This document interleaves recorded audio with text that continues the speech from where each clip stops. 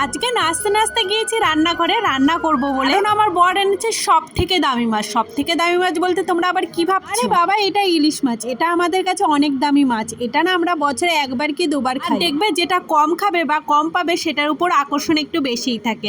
এমনিতেই আমি ইলিশ মাছ একটু বেশিই ভালো খাই। আজকে ইলিশ মাছগুলো সব রান্না করে ফেলেছিলাম।